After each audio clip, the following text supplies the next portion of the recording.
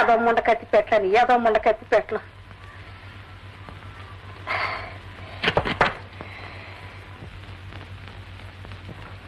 అబ్బో ఈ ఊరు బత్తాకాయల్లో బాగానే ఉంది రాసం. మా ఊరు బత్తాకాయల్లో అసలు ఏమీ ఉండదమ్మాయా. 4 చెక్కలకే గలాసు నిండిపోయింది.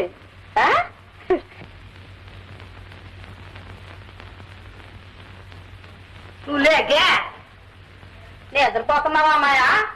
అమ్మాయా ఇదిగో ఇద్దాం బూలు కోసం తెచ్చుకుంటాం వేసుకోం.